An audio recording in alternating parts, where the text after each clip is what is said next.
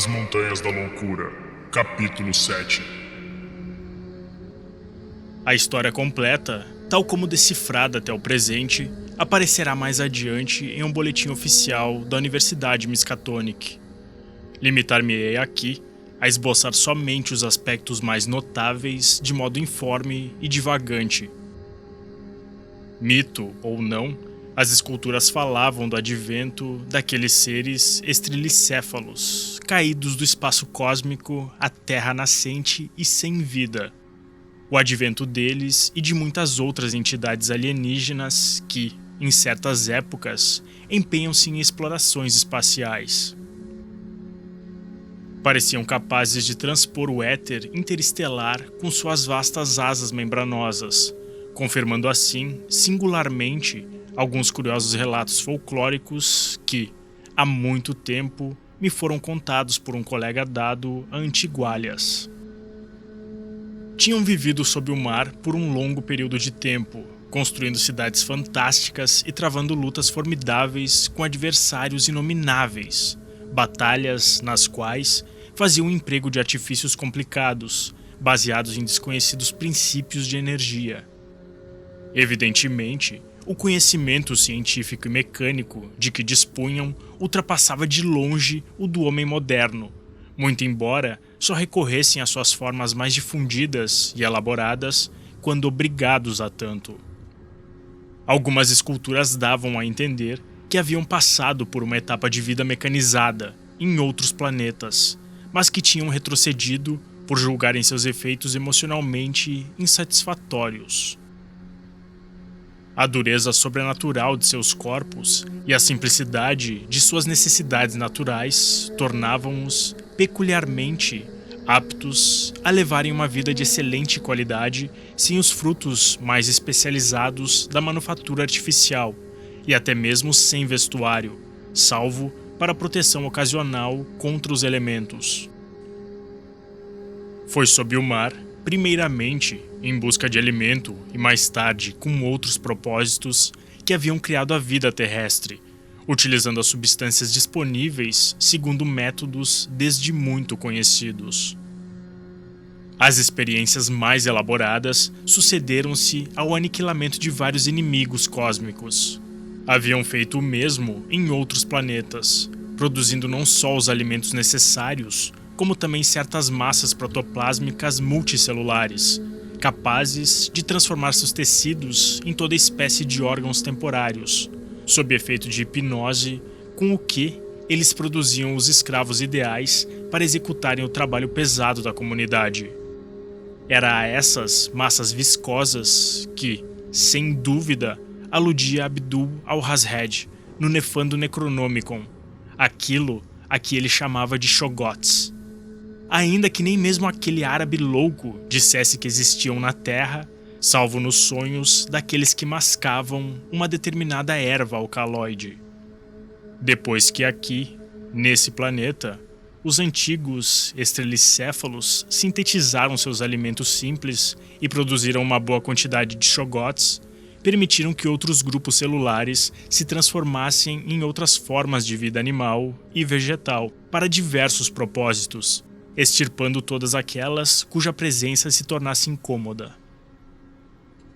Com a ajuda dos Shoggoths, cujas expansões podiam ser levadas a erguer pesos prodigiosos, as pequenas e baixas cidades submarinas transformaram-se em vastos e imponentes labirintos de pedra, análogos aos que, ulteriormente, desenvolveram-se em terra. Na verdade, os antigos, altamente adaptáveis, tinham vivido em terra em outras partes do universo e provavelmente conservavam muitas tradições de construção terrestre. Enquanto estudávamos a arquitetura de todas aquelas arcaicas cidades esculpidas, inclusive daquela cujos corredores imemoriais percorríamos naquele momento, impressionava-nos uma curiosa coincidência que ainda não tentamos explicar nem a nós próprios. Os topos dos edifícios, que na cidade real em que nos encontrávamos, haviam se convertido naturalmente em ruínas. Havia muitas eras. Eram mostrados claramente nos alto-relevos onde se viam vastas aglomerações de flechas finas, como agulhas, delicados remates em certos ápices cônicos e piramidais, assim como fileiras de finos discos horizontais superpostos, coroando fustes cilíndricos. Era exatamente isso que havíamos visto naquela miragem monstruosa e portentosa, projetada por uma cidade morta, na qual tais elementos estavam ausentes havia milhares e dezenas de milhares de anos, e que se agigantara diante de nossos olhos ignaros, do outro lado das desconhecidas montanhas da loucura, enquanto nos aproximávamos do fatídico acampamento do pobre Lake.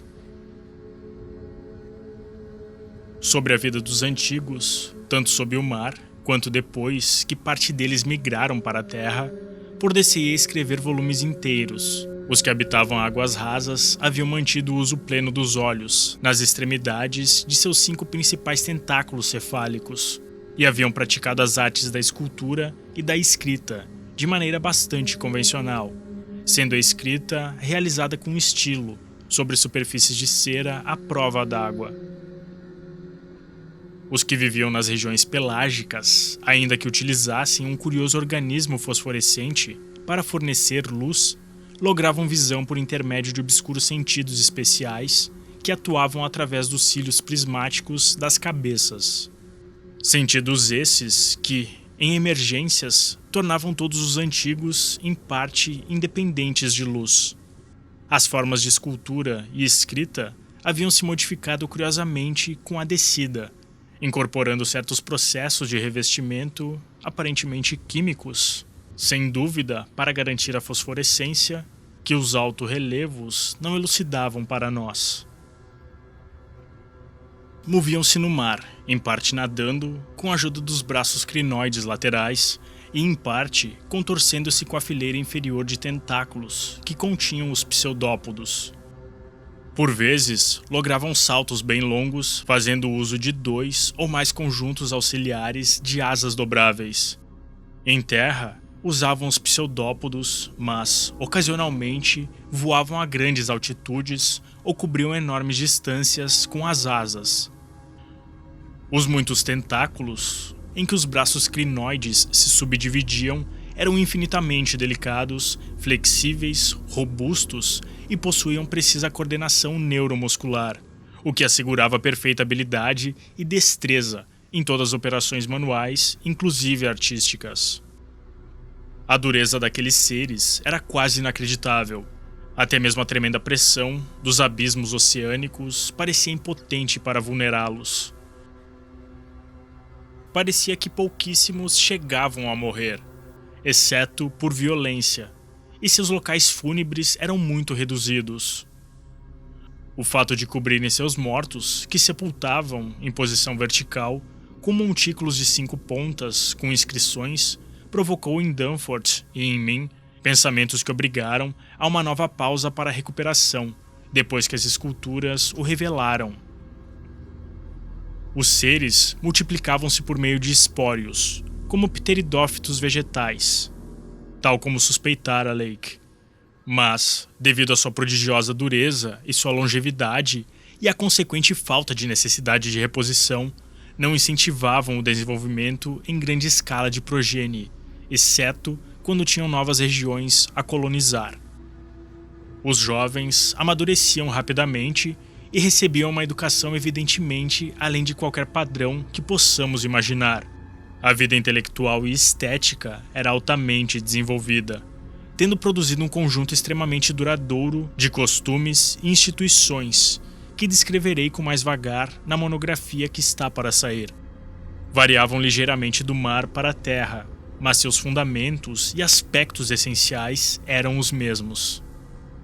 Conquanto fossem capazes, como os vegetais, de se nutrirem de substâncias inorgânicas, davam clara preferência à alimentação orgânica, principalmente animal.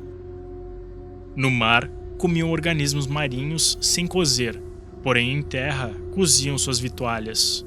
Praticavam a caça e criavam rebanhos, abatendo os animais com armas aguçadas, e era essa a origem das curiosas marcas em ossos fósseis que nossa expedição havia observado. Resistiam notavelmente a todas as temperaturas ordinárias e, em seu estado natural, sem vestimentas, eram capazes de viver em águas cujas temperaturas chegavam à do congelamento. Não obstante, ao aproximar-se a grande glaciação do Pleistoceno, há quase 1 milhão de anos, os habitantes da Terra tiveram que recorrer a medidas especiais, inclusive aquecimento artificial, até que, finalmente, o frio mortal parece tê-los empurrado de volta ao mar. Para seus voos pré-históricos pelo espaço cósmico, dizia a lenda, absorviam certas substâncias químicas e tornavam-se quase independentes de alimentação, respiração ou condições de temperatura. No entanto, à época do Grande Frio haviam perdido o conhecimento do método. De qualquer forma, não poderiam ter prolongado o estado artificial indefinidamente sem dano. Por não se acasalarem e por serem de estrutura semi-vegetal, os antigos careciam de qualquer base biológica para a fase familiar da vida mamífera, mas, ao que parece, organizavam grandes comunidades familiares, segundo o princípio de utilização ideal do espaço, e como deduzimos pelas ocupações representadas nas frisas e nas diversões dos coabitantes, de associação mental compatível. Ao mobiliarem seus aposentos, colocavam tudo no centro dos cômodos imensos, deixando as paredes livres para tratamento decorativo. A iluminação, no caso das terrícolas, era realizada por um dispositivo de natureza provavelmente eletroquímica. Tanto em terra quanto sob as águas, usavam mesas curiosas, cadeiras e sofás semelhantes a bastidores cilíndricos, pois repousavam e dormiam em posição ereta, com os tentáculos dobrados, além de armações para as tábuas de superfícies pontilhadas que constituíam seus livros.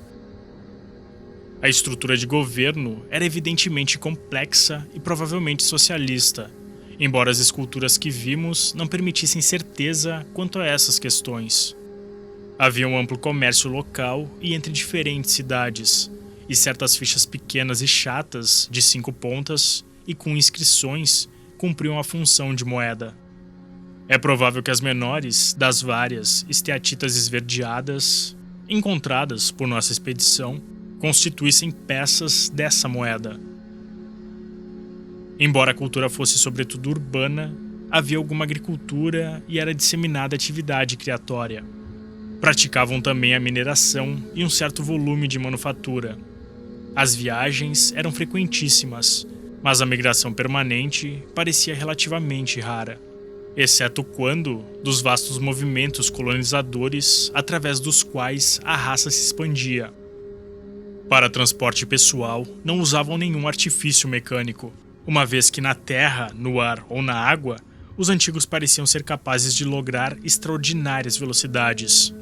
As cargas, entretanto, eram puxadas por bestas de tiro, chogotes sob o mar e uma curiosa variedade de vertebrados primitivos no período posterior de vida terrestre. Tais vertebrados, assim como uma infinitude de outras formas de vida, animais e vegetais, marinhos, terrestres e aéreos, eram produtos de evolução fortuita, que atuava sobre células fabricadas pelos antigos, mas às quais não davam eles maior atenção. Tinham-lhes sido permitido desenvolver-se à vontade, pois não haviam entrado em conflito com os seres dominantes. As formas incômodas, naturalmente, eram exterminadas por via mecânica. Interessou-nos ver, em algumas das últimas e mais decadentes esculturas, um trôpego e primitivo mamífero, usado às vezes como alimento e às vezes como um divertido bufão pelos terrícolas e cujas prefigurações simiescas e humanas eram inconfundíveis. Na construção das cidades terrestres, os colossais blocos de pedra eram geralmente erguidos por pterodáctilos de asas imensas, criaturas de uma espécie até aqui desconhecida para a paleontologia. A persistência com que os antigos sobreviveram a várias alterações geológicas e as convulsões da crosta terrestre raiava o milagre. Conquanto poucas, ou nenhuma, de suas primeiras cidades não houvessem, ao que entendemos, sobrevindo além da era arquiana, não houve qualquer interrupção na continuidade da civilização daqueles seres ou na transmissão de seus anais. O local onde tinham chegado originariamente ao planeta era o Oceano Antártico, e não é provável que esse advento se tenha dado muito depois que a matéria formadora da Lua foi arrancada do vizinho Pacífico Sul. Segundo um dos mapas escultóricos, todo o globo estava então submergido pelas águas, e à medida que transcorriam os eons, as cidades de pedra se dispersavam, afastando-se cada vez mais da Antártida. Outro mapa mostra uma grande porção de terra seca em torno do Polo Sul, onde é evidente que alguns daqueles seres fundaram núcleos experimentais, ainda que seus centros principais fossem transferidos para o mais próximo leito marinho. Mapas posteriores, que mostram a massa terrestre com fissuras e em translação, lançando certas partes separadas em direção ao norte, cohonestam de modo notável as teorias de translação dos continentes recentemente propostas por Taylor, Wegener e Joly. Com o soerguimento de novas terras no Pacífico Sul, tiveram início episódios de tremendo significado. Algumas cidades marinhas foram irremediavelmente despedaçadas, mas, no entanto, não foi essa sua pior desdita. Uma outra raça, uma raça terrestre de seres em forma de polvo e que provavelmente corresponde à fabulosa raça pré-humana de Cthulhu, logo começou a se insinuar na Terra, vindo do infinito cósmico, e precipitou uma guerra monstruosa que por algum tempo impeliu totalmente os antigos de volta ao mar, o que representou um golpe terrível em vista dos crescentes núcleos terrestres. Posteriormente, fez-se a paz, e as novas terras foram dadas à raça de Cthulhu, ao passo que os antigos comandavam o mar e as terras mais velhas. Fundaram-se novas cidades em terra, as maiores da Antártica, pois aquela região, a primeira que haviam pisado, era sagrada. A partir de então, tal como antes, a Antártida permaneceu como centro da civilização dos antigos, e todas as cidades ali erigidas pela geração de Cthulhu foram aniquiladas. De repente, então, as terras do Pacífico emergiram novamente, levando consigo para o fundo do mar a horrífica cidade pétrea de Rilé e todos os povos cósmicos, de modo que os antigos voltaram a reinar soberanos no planeta. Restou-lhes um único temor nebuloso, com relação ao qual não gostavam de falar. Em uma era mais tardia, suas cidades pontilharam todas as terras e as águas do globo, de onde a recomendação, em minha monografia vindoura, de que algum arqueólogo realize perfurações sistemáticas com equipamento projetado por Pabori em certas regiões vastamente separadas. No decurso das eras, persistiu a tendência de trocarem as águas pelas terras, movimento encorajado pelo surgimento de novas massas terrestres, embora o oceano nunca tivesse ficado inteiramente abandonado. Outra causa para o fluxo em direção à Terra foi a nova dificuldade para a geração e controle dos Shoggoths, de que dependia a vida normal no mar. Com o passar do tempo, como confessavam tristemente as esculturas, a arte de produzir vida nova a partir da matéria inorgânica se perdera, de modo que os antigos tinham de depender de modelamento de formas já existentes. Em terra, os grandes répteis tinham se mostrado bastante maleáveis, mas os Shoggoths do mar, que se reproduziam por fissão e haviam adquirido um perigoso grau de inteligência acidental, representaram, durante algum tempo, um problema grave. Sempre haviam sido controlados através das sugestões hipnóticas dos antigos, moldando sua dura plasticidade de forma a criar vários membros e órgãos temporários de grande utilidade. Agora, porém, seus poderes, metamorfoseantes, às vezes eram exercidos de maneira independente e segundo diversas fórmulas imitativas implantadas por sugestões passadas.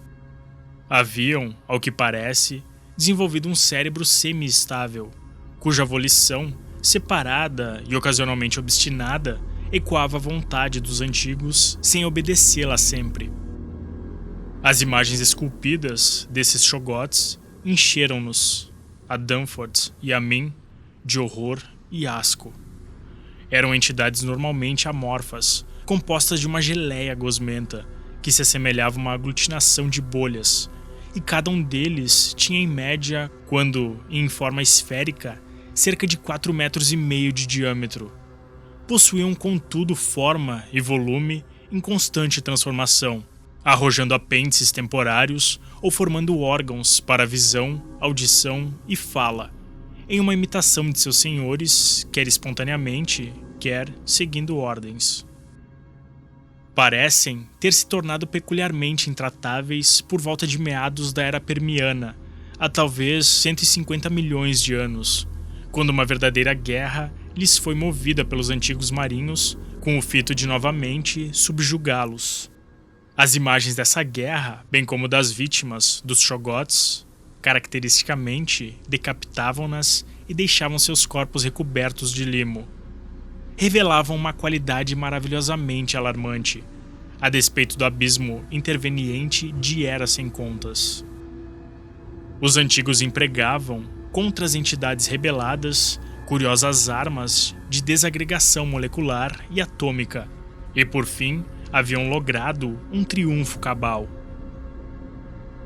A partir de então, as esculturas mostravam um período em que os Shoggoths foram amansados e dominados por antigos armados, tal como os cavalos selvagens do oeste americano eram amansados por cowboys. Ainda que durante a revolta os Shoggoths houvessem demonstrado capacidade de viverem fora d'água, essa transição não foi estimulada, uma vez que sua utilidade em terra dificilmente compensaria a dificuldade de controlá-los. Durante a Era Jurássica, os antigos haviam enfrentado uma nova adversidade, na forma de uma outra invasão de espaço galáctico, dessa vez de criaturas semifundosas, semicrustáceas, sem dúvida as mesmas que figuravam em certas lendas do norte, contadas aos sussurros e retidas na região do Himalaia, como os Migô ou os abomináveis Homens das Neves. Para combater esses seres, os antigos tentaram pela primeira vez, desde sua chegada à Terra, retornar ao éter planetário. No entanto, apesar de todos os preparativos preliminares, verificaram que já não lhes era possível deixar a atmosfera terrena. Qualquer que fosse o antigo segredo da viagem interestelar, a raça havia perdido inteiramente. Por fim, os Migô expulsaram os antigos de todas as terras setentrionais, embora fossem impotentes para perturbar os que habitavam o mar. Pouco a pouco, começava o lento recuo da raça para seu original habitat antártico. Foi curioso observar, nas cenas de batalha, que tanto a progênie de Cthulhu quanto os Migô pareciam constituir-se de uma matéria bem diferente da que conhecemos do que a substância que compõe os antigos. Eram capazes de passar por transformações e reintegrações impossíveis para seus adversários, pelo que parecem ter provindo de báratos ainda mais remotos do espaço cósmico. Apesar de sua dureza anormal e das peculiares propriedades vitais, os antigos eram rigorosamente materiais, e sua origem primeva deveria situar-se no contínuo conhecido do espaço-tempo, ao passo que as fontes primordiais dos outros seres só podem ser objeto de conjecturas, com o fôlego suspenso. Tudo isso, naturalmente, supondo-se que os predicados não terrestres e as anomalias atribuídos aos inimigos invasores não sejam pura mitologia. É concebível que os antigos inventassem todo um referenciamento cósmico para explicarem suas derrotas ocasionais, uma vez que o interesse histórico e o orgulho constituíam, obviamente, o principal elemento psicológico da raça. É significativo que suas crônicas deixassem de fazer menção a muitas raças avançadas e poderosas, cujas culturas requintadas e cujas cidades majestosas figuram persistentemente em certas lendas obscuras. A transformação do planeta, no decorrer de longas eras geológicas, aparecia com notável vivacidade em muitos dos mapas e cenas esculpidas. Em alguns casos, a ciência corrente terá de passar por uma revisão, ao passo que em outros, suas audazes conclusões estão magnificamente confirmadas. Como já observei, a hipótese de Taylor, Wegener e Joly de que todos os continentes são fragmentos de uma original massa terrestre antártica fendida pela força centrífuga, após o que as várias porções deslizaram sobre uma superfície inferior tecnicamente viscosa, uma hipótese sugerida, entre outras coisas, pelos contornos complementares da África e da América do Sul e pela maneira como as grandes cadeias de montanhas se apresentam com fortes dobramentos, recebe notável apoio dessa fonte fantástica. Mapas que representavam patentemente o mundo do Carbonífero há 100 milhões de anos ou mais exibiam acentuadas fissuras e fossas destinadas a mais tarde separar a África dos reinos outrora contínuos da Europa, então a Valúzia das lendas remotas, Ásia, Américas e Antártida. Outras cartas, e sobretudo uma relacionada com a fundação há 50 milhões de anos da vasta cidade morta que nos rodeava, mostravam todos os atuais continentes bem diferenciados. E no mais recente que pudemos analisar, que dataria da era Pliocênica, via-se com toda clareza o mundo quase em seu estado atual, apesar da ligação do Alasca com a Sibéria, da América do Norte com a Europa, através da Groenlândia, e da América do Sul com o continente antártico através da Terra de Graham. No mapa do Carbonífero, todo o globo, tanto os leitos oceânicos quanto as massas terrestres, mostravam símbolos das vastas cidades de pedra dos antigos. Nas cartas posteriores, entretanto, a recessão gradual em direção à Antártida tornava-se manifesta.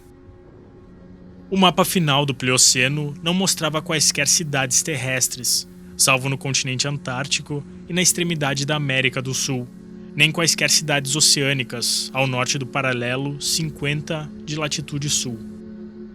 O interesse pelo mundo setentrional, excetuado um estudo das linhas da costa, realizada provavelmente durante longos voos de exploração, utilizando aquelas asas membranosas, havia evidentemente caído a zero entre os antigos. A destruição das cidades, causadas pelo sublevamento orográfico, pelo despedaçamento centrífugo dos continentes, pelas convulsões sísmicas na terra e no leito marinho, e por outras causas naturais, era objeto de constante registro, e era curioso observar como as reposições se faziam cada vez mais raras, com a passagem das eras. A vasta megalópole morta que se esparramava em torno de nós parecia ser o último centro geral da raça, tendo sido construída no princípio do Cretáceo, depois que uma titânica deformação terrestre obliterou uma predecessora ainda mais vasta, não muito distante. Era de crer que aquela região geral fosse, dentre todos, o local mais sagrado onde os primeiros antigos se teriam instalado no leito de um mar primevo. Na nova cidade, muitos aspectos do qual podíamos reconhecer nas esculturas, mas que se espraiava por nada menos de 160 quilômetros junto à cordilheira, em ambas as direções, estendendo-se além dos limites mais distantes de nosso levantamento aéreo, eram conservadas, ao que constava, certas pedras sagradas que tinham feito parte da primeira cidade marinha e que emergiu à luz do dia passadas longas épocas no curso do desmoronamento geral das camadas geológicas.